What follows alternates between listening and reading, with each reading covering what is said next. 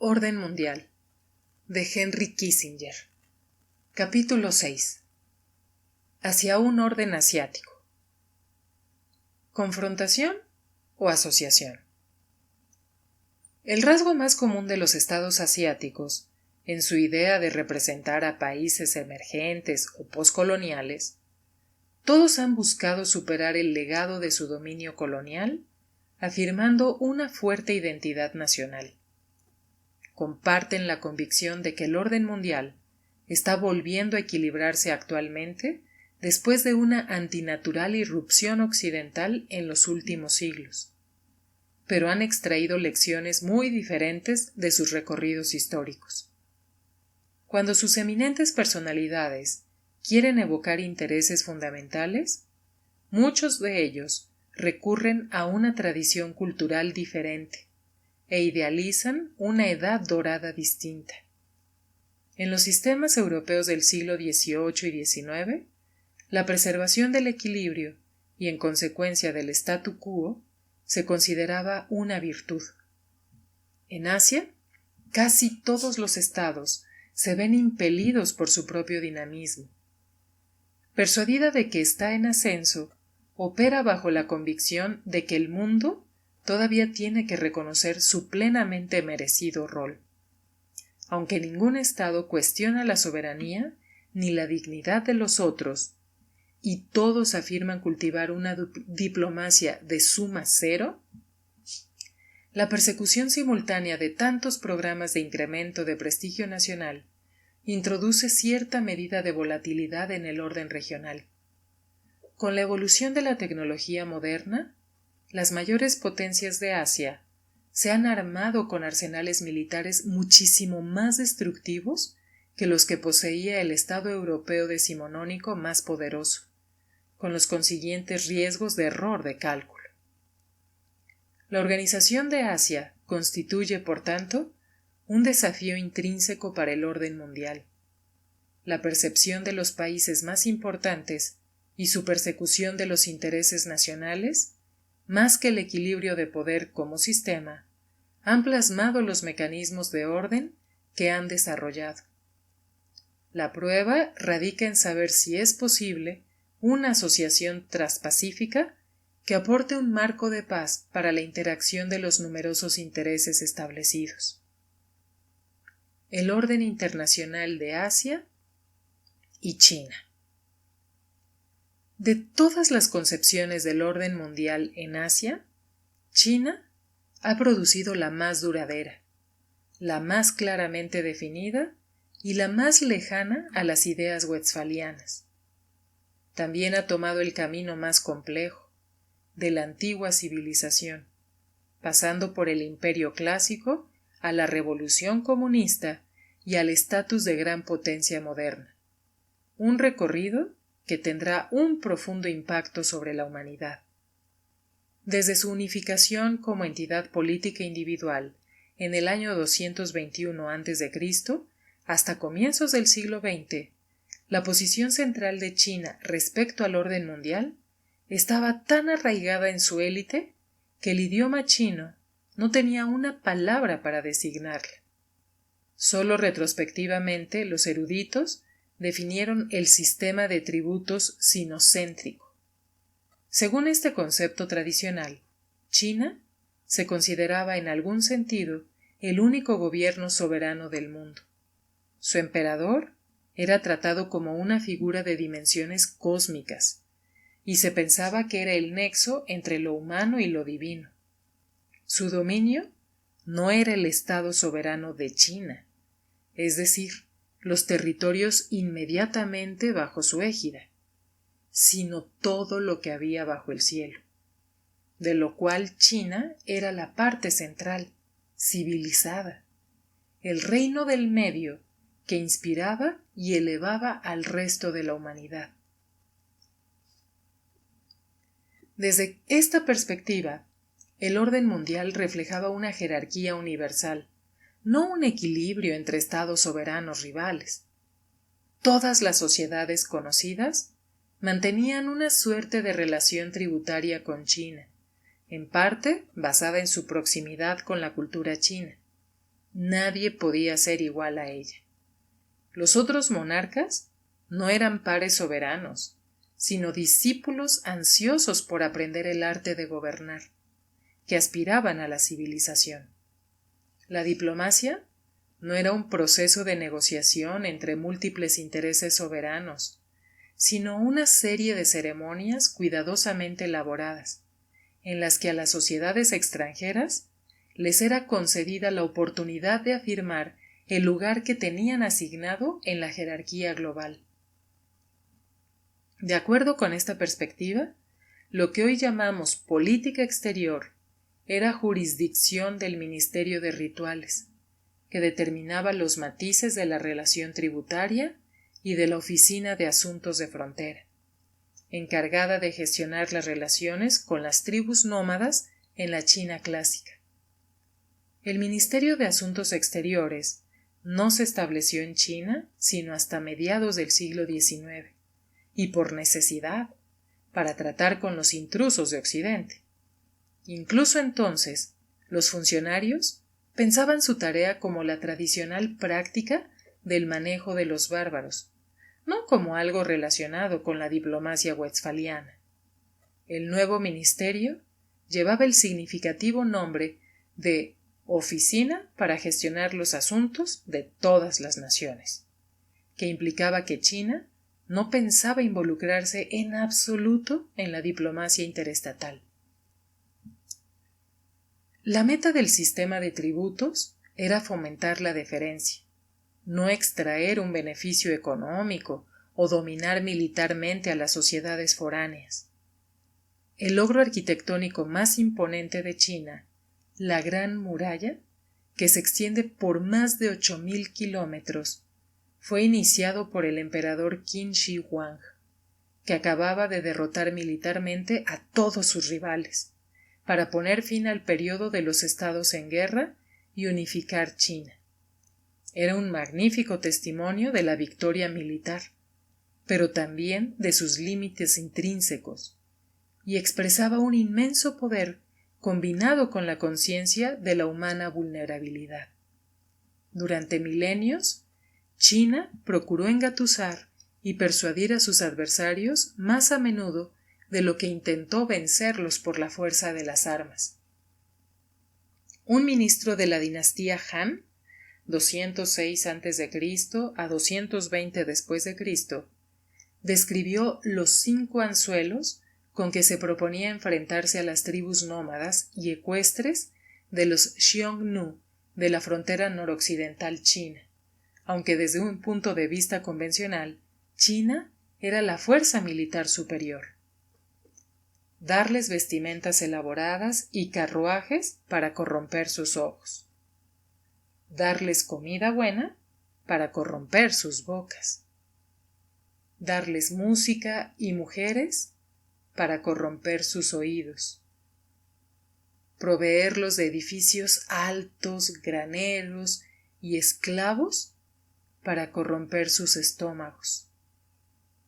Y en cuanto a aquellos que vengan a rendirse, el emperador les mostrará su favor, honrándolos con una fiesta de recepción imperial, en la cual el emperador en persona les servirá vino y comida para corromper sus mentes. Estos son los llamados 5 anzuelos.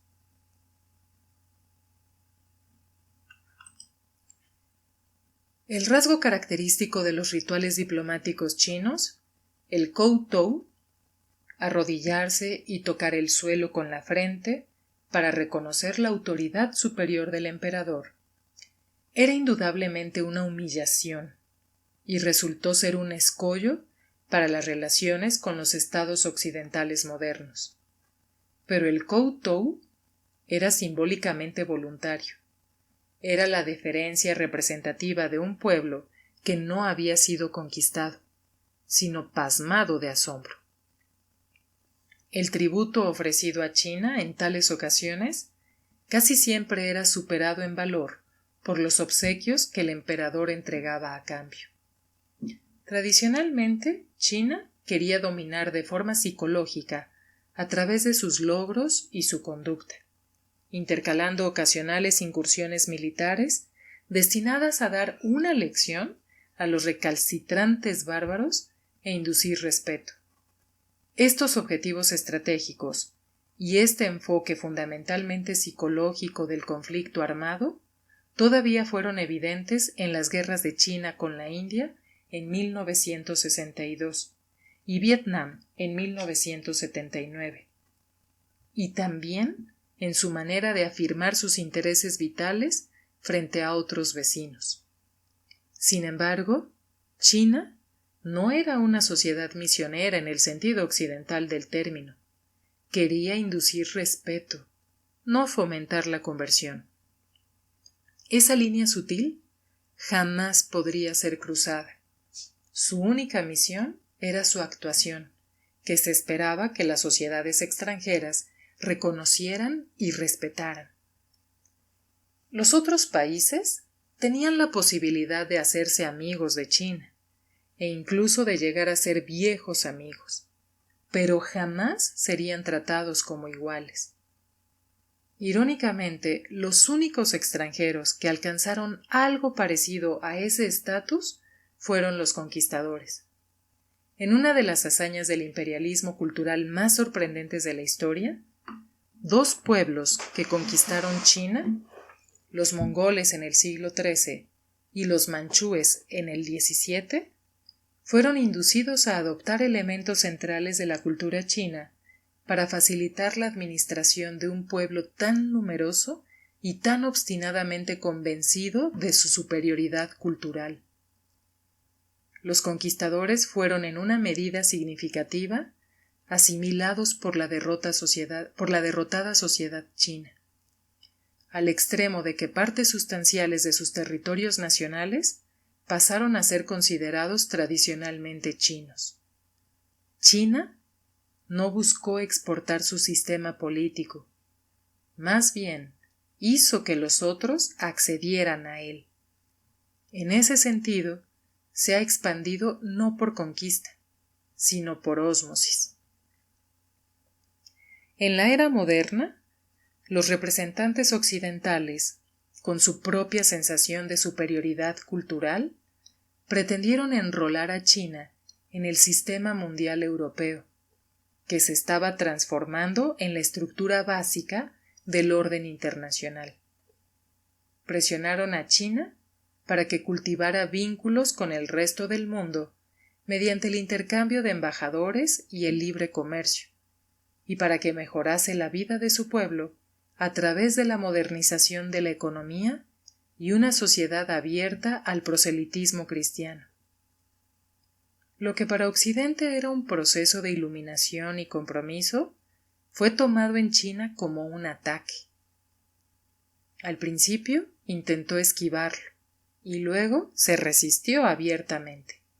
Cuando el primer enviado británico, George Macartney, llegó a fines del siglo XVIII, cargado con los primeros productos de la Revolución Industrial y una carta del rey Jorge III que proponía el libre comercio y el establecimiento de embajadas recíprocas residentes en Beijing y Londres, la embarcación china que lo trasladó de Cantón a Beijing fue adornada con un estandarte que lo identificaba como el embajador inglés que trae tributo al emperador de China. Lo despacharon con una carta dirigida al rey de Inglaterra, donde se explicaba que ningún embajador tenía permitido residir en Beijing, porque Europa está formada por muchas otras naciones, además de la suya.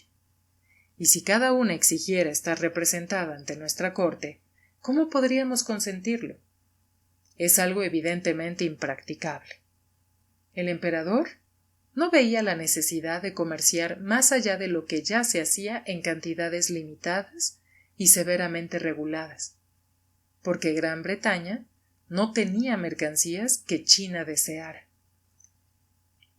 En el ancho mundo, solo tengo una ambición en vista, es decir, mantener un gobierno perfecto y cumplir con los deberes del Estado. Los objetos raros y costosos no me interesan. Si he ordenado que las ofrendas y los tributos enviados por vos oh rey, sean aceptados, ha sido solamente por consideración al espíritu que os movió a enviarlos desde tan lejos. Como vuestro embajador puede ver por sí mismo, poseemos todas las cosas. Tras la derrota de Napoleón, a medida que su expansión mercantil cobraba alcance, Gran Bretaña hizo un nuevo intento y mandó un segundo enviado con una propuesta similar. El despliegue de poderío naval británico durante las guerras napoleónicas no había contribuido a modificar la opinión de China sobre la deseabilidad del establecer relaciones diplomáticas. Cuando William Amherst, el enviado, se negó a asistir a la ceremonia del Kowtow, con el pretexto de que su uniforme de gala aún no había llegado, su misión fue expulsada y todo intento diplomático posterior explícitamente desalentado. El emperador envió un mensaje al príncipe regente de Inglaterra, explicando que, como única soberana de todo lo que existe bajo el cielo, China no podía tomarse la molestia de enseñarle el protocolo correcto a cada enviado bárbaro que se presentara. Los documentos imperiales reconocerían debidamente que vuestro reino lejano, allende los océanos, profesa su lealtad y anhela la civilización. Pero, así tradujo el edicto una publicación misionera occidental decimonónica, de ahora en adelante no será necesario que mandéis más enviados por esta ruta distante, dado que el resultado es un vano derroche de energía viajera. Si no podéis inclinar vuestro corazón al servicio sumiso, debéis dispensaros de enviar misiones a la corte en ciertos periodos. Ese es el verdadero camino hacia la civilización. Para que podáis obedecerlo para siempre, nosotros emitimos ahora este mandato. Aunque esta admonición parezca presuntuosa para los estándares actuales y muy profundamente ofensiva para el país que había mantenido el equilibrio europeo y podía jactarse de ser la potencia naval, económica e industrial más avanzada de Europa, el emperador no hacía sino expresarse de una manera coherente con las ideas sobre su lugar en el mundo que habían prevalecido durante milenios y que muchos pueblos vecinos habían sido inducidos cuando menos a consentir. Las potencias occidentales, para su vergüenza, llevaron al final las cosas a un enfrentamiento por el tema del libre comercio del producto más flagrantemente nocivo que vendían, insistiendo en el derecho a la importación irrestricta de, entre todos los frutos del progreso occidental, opio. Hacia el final de la dinastía Qing, China había descuidado su tecnología militar, en parte porque hacía muchísimo tiempo que nadie la desafiaba, pero también y principalmente por el bajo estatus que ocupaba el ejército en la jerarquía social de la China de Confucio, expresado en el dicho: el hierro bueno no se usa para clavos. Los hombres buenos no se hacen soldados. Incluso cuando se hallaba bajo el ataque de las fuerzas occidentales, en 1893, la dinastía Qing desvió fondos militares para restaurar un resplandeciente barco de mármol en el Palacio Imperial de Verano.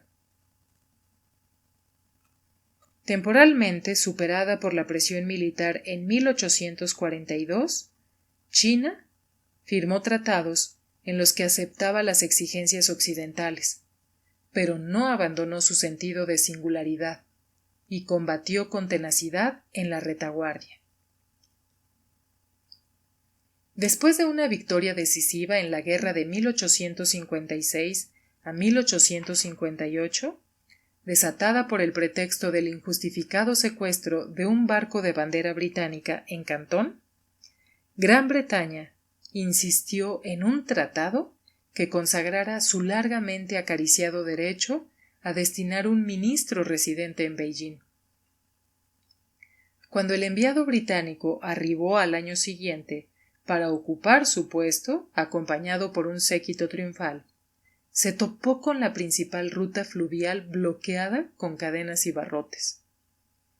Cuando ordenó a un contingente de marineros británicos que despejaran los obstáculos, las fuerzas chinas abrieron fuego. 519 efectivos británicos murieron y otros 456 resultaron heridos en la batalla que siguió. Gran Bretaña envió entonces una fuerza militar capitaneada por Lord Elgin, que arrasó Beijing e incendió el Palacio de Verano, mientras la corte Qing huía. Esta intervención brutal obligó a la dinastía reinante a aceptar a regañadientes un distrito de consulados, donde se alojarían los representantes diplomáticos.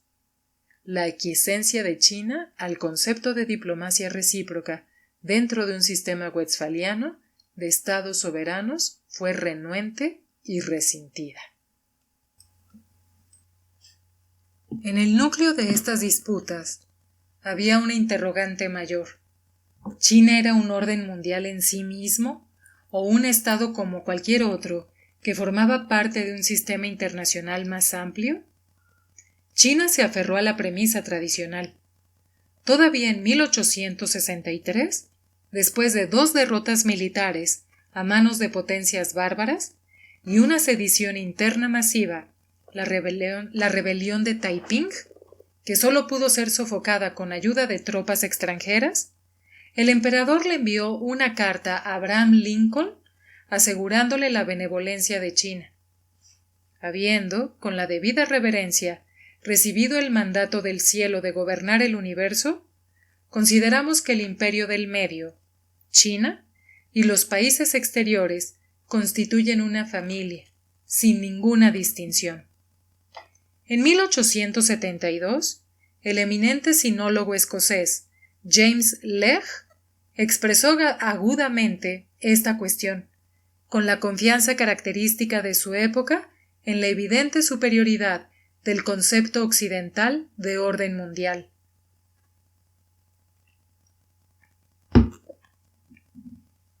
Durante los últimos 40 años, su posición, la de China, con respecto a las naciones más avanzadas del mundo, ha cambiado por completo.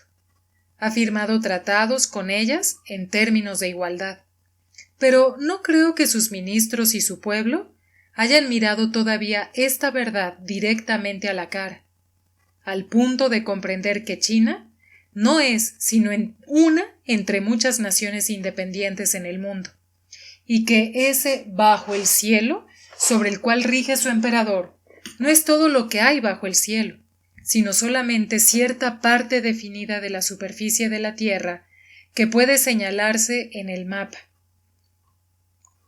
Ahora que la tecnología y el comercio obligaban a sistemas opuestos a un contacto más estrecho, ¿qué normas de orden mundial prevalecerían?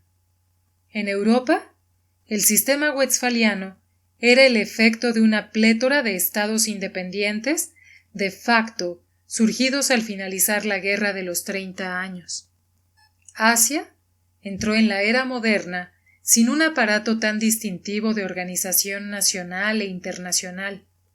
Poseía varios centros de civilización rodeados por reinos más pequeños, provistos de un sutil y siempre cambiante conjunto de mecanismos para interaccionar entre ellos. La fertilidad de sus llanuras y una cultura de extraordinaria resiliencia y perspicacia política habían permitido a China permanecer unificada durante la mayor parte de un periodo de 2 milenios y ejercer una considerable influencia política, económica y cultural, aun cuando era militarmente débil para los estándares convencionales. Su ventaja comparativa residía en la riqueza de su economía, que producía bienes que todos sus vecinos deseaban. Modelada por estos elementos, la idea china de orden mundial difería notablemente de la experiencia europea, basada en una multiplicidad de estados que se hallaban en el mismo plano. El drama del encuentro de China con el occidente desarrollado y Japón fue el impacto de las grandes potencias, organizadas como estados expansionistas, sobre una civilización que inicialmente veía los signos del Estado moderno como una humillación. El ascenso de China a la supremacía en el siglo XXI no solo no es nuevo, sino que restablece patrones históricos. Lo único distinto es que China ha retornado como heredera de una antigua civilización y también como gran potencia contemporánea, según el modelo westfaliano. Combina los legados de todo lo que hay bajo el cielo, con la modernización democrática y la búsqueda nacional, inusualmente turbulenta y propia del siglo XX, de una síntesis entre ambas. China y el orden mundial. La dinastía imperial desapareció en 1911 y la fundación de la República China por Sun Yat-sen en 1912 dejó al país con un gobierno central, dando inicio a una década de caudillismo. En 1928, un gobierno central más fuerte, liderado por Chiang Kai-shek, procuró que China ocupara un lugar en el concepto westfaliano de orden mundial y en el sistema económico global. Buscando ser moderna y al mismo tiempo tradicionalmente china, intentó encajar en un sistema internacional que a su vez estaba revolucionado. Pero justo en ese momento, Japón, que había iniciado su proceso de modernización medio siglo antes, comenzó a competir por la hegemonía asiática. La ocupación de Manchuria, en 1931, fue seguida por la invasión japonesa de grandes regiones de China central y oriental en 1937. El gobierno nacionalista no pudo consolidar su posición, lo que dio un respiro a la insurgencia comunista. Aunque emergió como una de las potencias aliadas victoriosas al finalizar la Segunda Guerra Mundial en 1945, China estaba desgarrada por la guerra civil y los disturbios revolucionarios que ponían en cuestión todas las relaciones y los legados. El 1 de octubre de 1949, en Beijing, el líder del victorioso Partido Comunista, Mao Zedong, proclamó la creación de la República Popular de China con estas palabras: el pueblo chino se ha puesto de pie. Mao pergeñó este eslogan mientras China se purificaba y fortalecía a través de una doctrina de revolución continua, y procedía a desmantelar los conceptos establecidos de orden interno e internacional. Todo el espectro institucional fue atacado. La democracia occidental, el liderazgo soviético del mundo comunista y el legado del pasado chino. El arte y los monumentos, las festividades y las tradiciones, el vocabulario y la vestimenta, cayeron bajo diversas formas de prohibición, culpables de haber generado la pasividad que había dejado indefensa a China ante las intrusiones foráneas. Según el concepto de orden de Mao, al que denominaba la gran armonía, con ecos de la filosofía china clásica, una nueva China emergería de la destrucción de la cultura tradicional confuciana, resaltando la armonía. Cada oleada revolucionaria, sostenía Mao, sería precursora de la próxima. El proceso de la revolución debe ser siempre acelerado, afirmaba Mao, pues de lo contrario, los revolucionarios se tornarán complacientes e indolentes. El desequilibrio es la regla general objetiva, escribió. El ciclo, que es infinito, evoluciona del desequilibrio al equilibrio y luego nuevamente al desequilibrio. Cada ciclo, sin embargo, nos conduce a un nivel más elevado de desarrollo. El desequilibrio es normal y absoluto, en tanto el equilibrio es provisorio y relativo. En definitiva, esta sedición estaba destinada a producir una suerte de resultado chino tradicional, una forma de comunismo intrínseca a China que se distinguiría por un patrón de conducta dominada por sus logros, bajo la autoridad moral única y ahora revolucionaria de China, que una vez más dominaba todo lo que había bajo el cielo. Mao condujo los asuntos internacionales con esa misma confianza en la naturaleza singular de China. Aunque China era objetivamente débil para la manera como el resto del mundo medía la fuerza, Mao insistía en su papel central, vía la superioridad psicológica e ideológica, y que sería demostrado desafiando antes que apaciguando, con un mundo que daba importancia a la superioridad del poderío físico.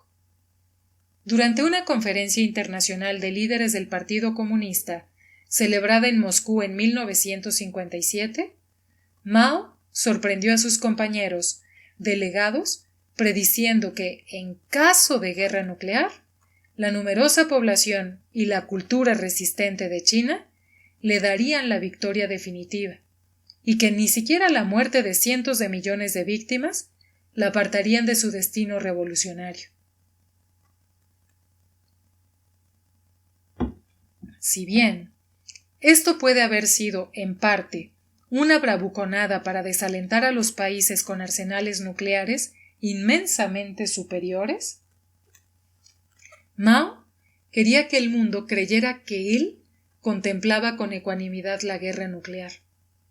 En julio de 1971, durante mi visita secreta a Beijing, Zhou Enlai resumió la concepción de orden mundial de Mao, evocando la proclamada opinión del líder sobre los emperadores chinos con un dejo sardónico.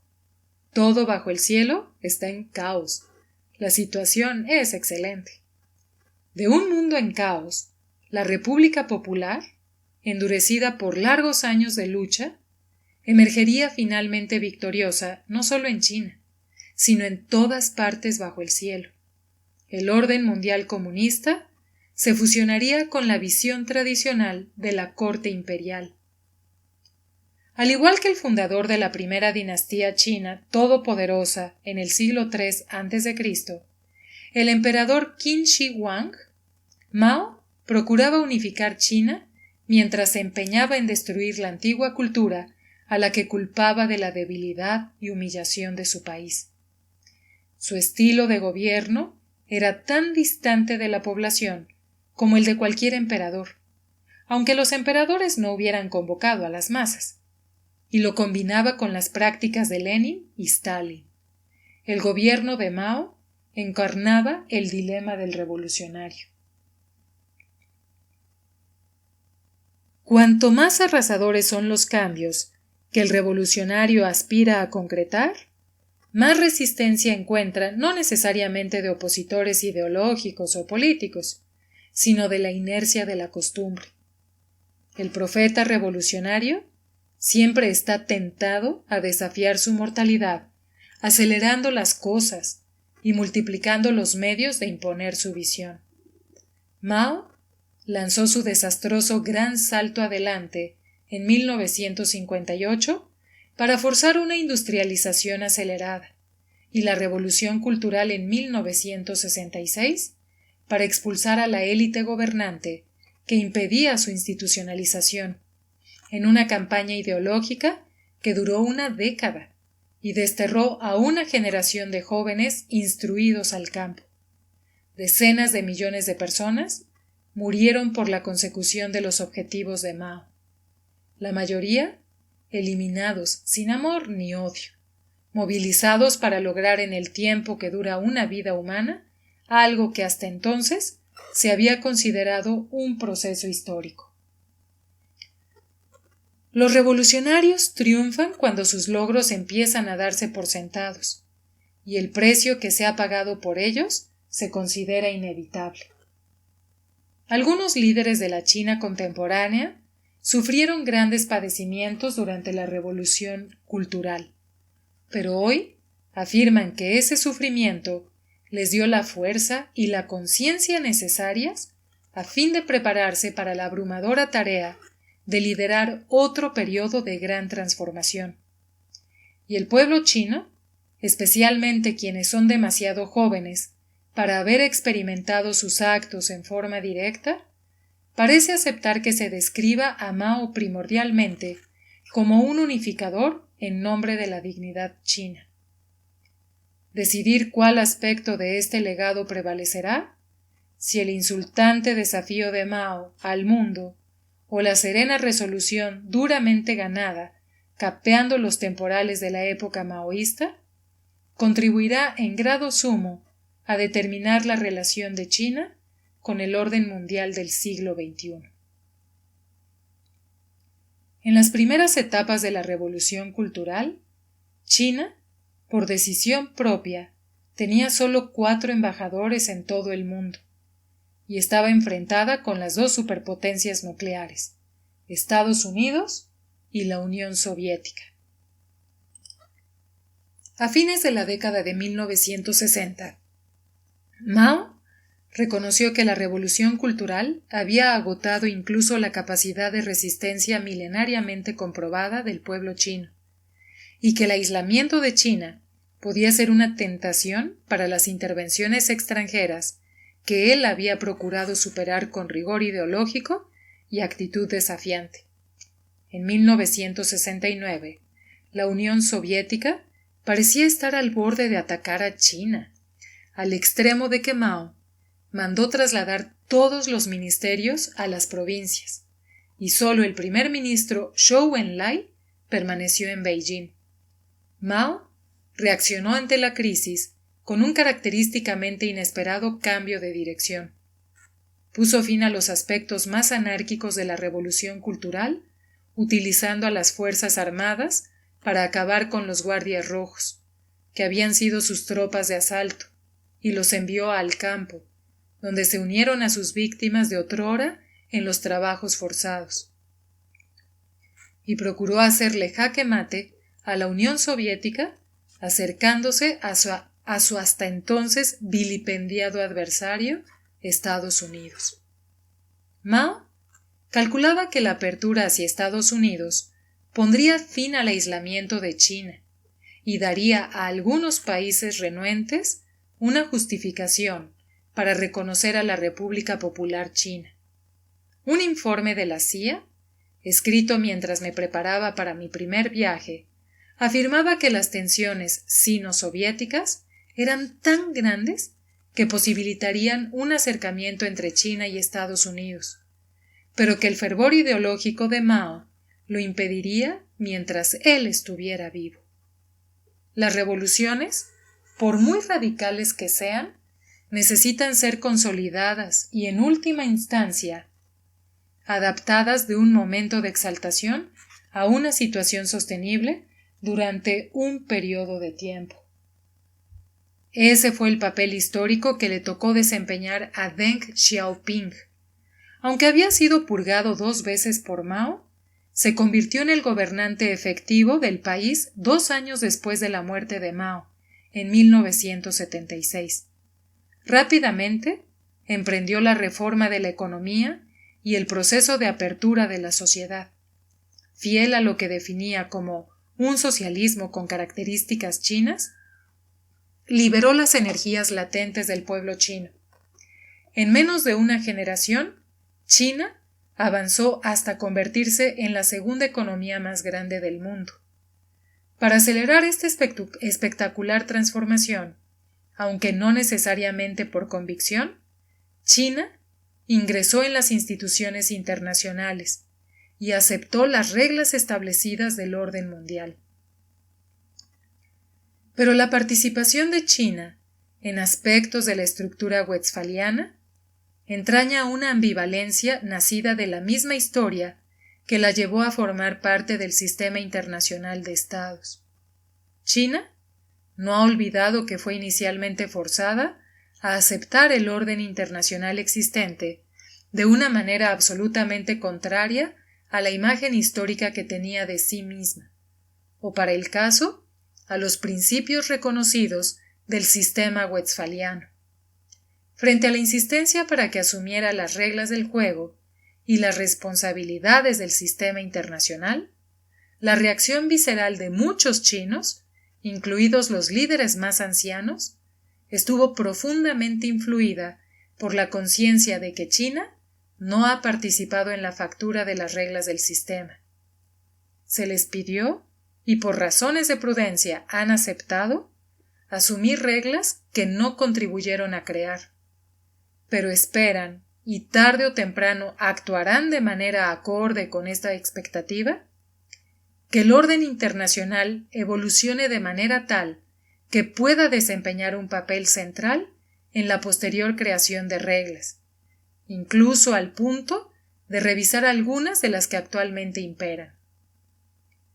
Mientras espera que suceda esto, Beijing se ha vuelto mucho más activa en la escena mundial. A raíz de la emergencia de China como la economía potencialmente más grande del mundo, todos los foros internacionales buscan hoy su opinión y su apoyo. China ha participado en muchos eventos de prestigio en los órdenes occidentales de los siglos XIX y XX. Fue sede de los Juegos Olímpicos. Sus presidentes pronunciaron discursos ante las Naciones Unidas. Ha intercambiado visitas recíprocas con jefes de Estado y gobiernos de países líderes en el mundo entero. Desde cualquier punto de vista, China ha recuperado la estatura de los siglos en que ejerció mayor influencia. La cuestión ahora es cómo se relacionará con la búsqueda contemporánea del orden mundial, particularmente en sus relaciones con Estados Unidos. Estados Unidos y China son pilares indispensables del orden mundial. Hay que señalar que ambos han mostrado a lo largo de la historia una actitud ambivalente hacia el sistema internacional que ahora defienden, afirmando su compromiso con él, aunque reservándose la opinión sobre algunos aspectos de su diseño.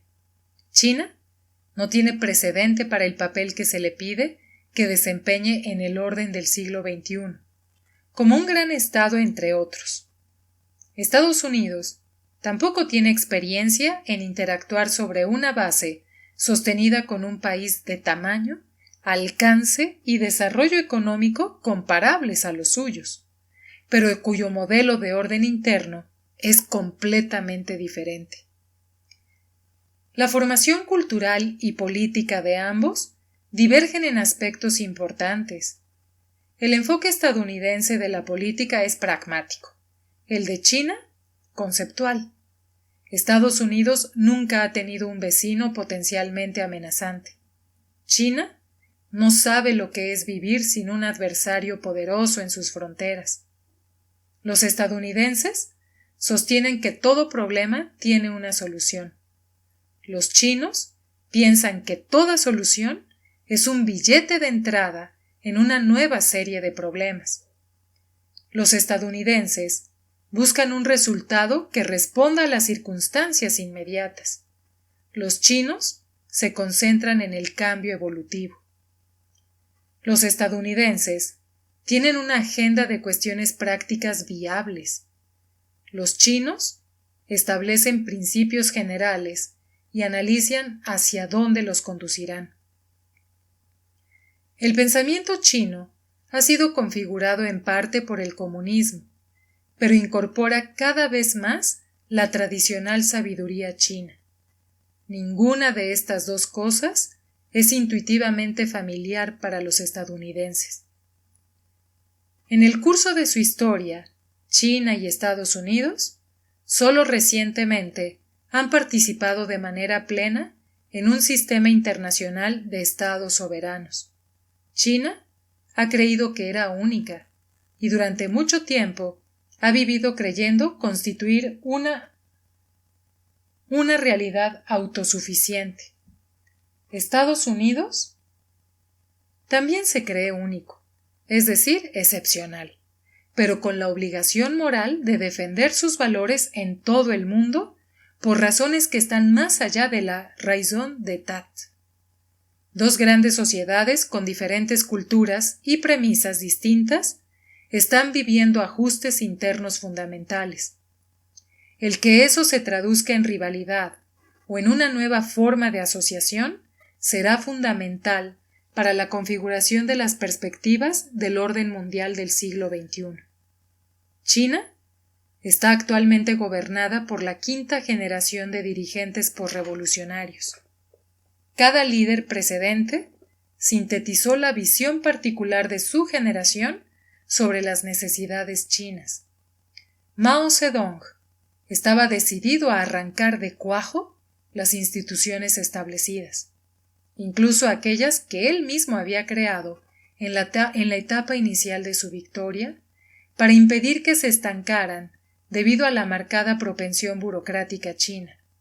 Deng Xiaoping entendía que China no podría mantener su papel histórico a menos que se comprometiera a nivel internacional.